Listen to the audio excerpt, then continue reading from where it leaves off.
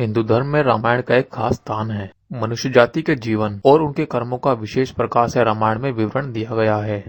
भारत में मुख्य रूप से 3 रामायण लोकप्रिय हैं। आध्यात्म रामायण, जो रामायण का सबसे पुराना संस्करण है, दूसरा वाल्मीकि रामायण और तीसरा रामचरितमानस। वेद पंडितों जैसे तुलसीदास, संत एकनाथ इत्यादि आदि ने इनके अन्य संस्करणों की रचना की।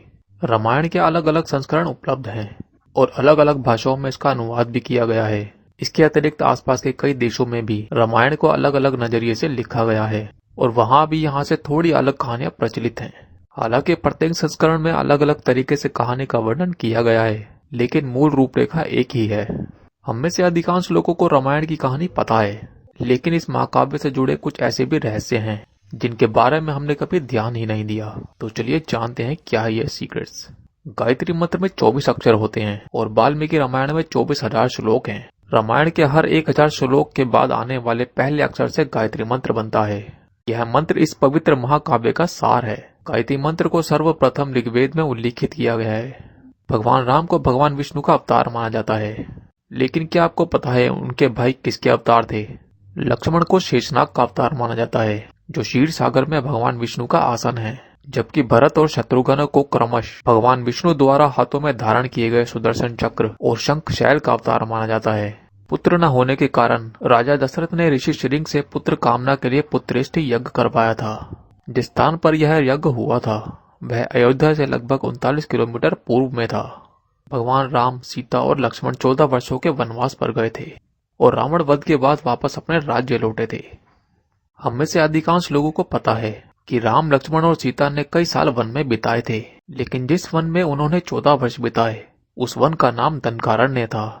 यह वन लगभग 35,600 वर्ग मील में फैला हुआ था, जिसमें वर्तमान के छत्तीसगढ़, उड़ीसा, महाराष्ट्र और आंध्र प्रदेश के कुछ हिस्से शामिल थे।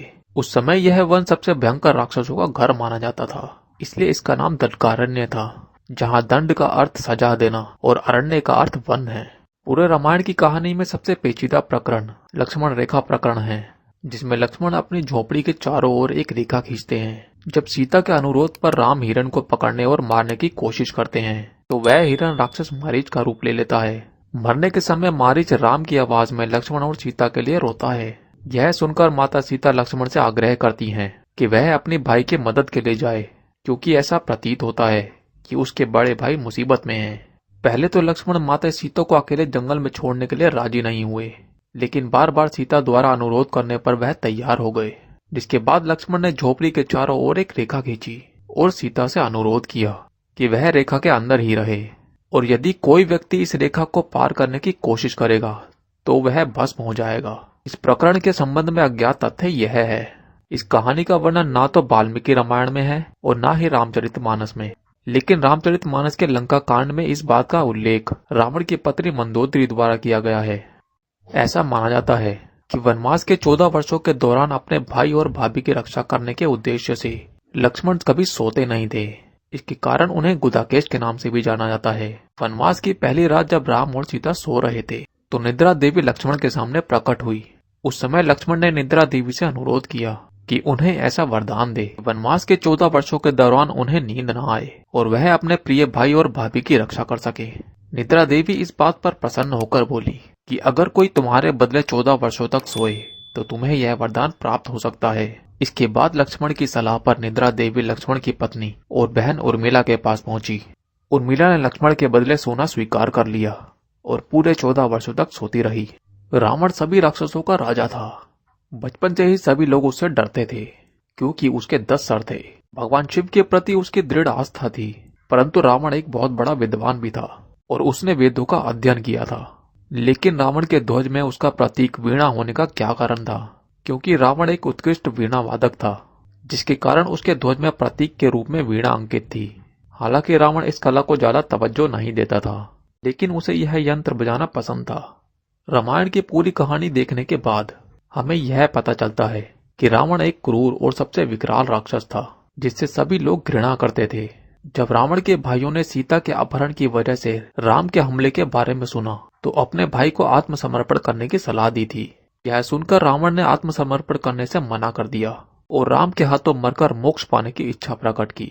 उसने कहा कि अगर राम और लक्ष्मण 2 सामान्य इंसान हैं तो सीता मेरे पास ही रहेगी, क्योंकि मैं आसानी से उन दोनों को परास्त कर दूंगा, और यदि वह देवता हैं तो मैं उन दोनों के हाथों मरकर मोक्ष प्राप्त करूंगा। रावण के सैनिकों की संख्या 72 करोड़ थी। रामायण की कहानी में अंतिम चरण में वर्णित है कि राम और लक्ष्मण ने वानर सेना की मदद से लंका पर विजय प्राप्त करने के लिए एक पुल का निर्माण किया था। ऐसा माना जाता है हाल ही में नासा ने पाक जलडमरू में श्रीलंका और भारत को जोड़ने वाले एक मानव निर्मित प्राचीन पुल की खोज की है। शोधकर्ताओं और पुरातत्वविदों के अनुसार इस पुल के निर्माण की अवधि रामायण महाकाल में वर्णित पुल के निर्माण काल से मिलती है। नासा के उपग्रहों द्वारा खोजे गए इस पुल को आदम का पुल कहा जाता है और इसकी लंबाई लगभग 30 किलोमीटर है। आपको ये जानकारी कैसी लगी हमें अवश्य बताएं। साथ ही इस आर्टिकल के बारे में आपकी क्या राय है ये भी हमें कमेंट बॉक्स में जरूर बताएं। अगर आपको यह वीडियो अच्छी लगी हो तो इसे शेयर करें और ऐसे ही और इंटरेस्टिंग वीडियो देखने के लिए चैनल को सब्सक्राइब करना ना भूलें।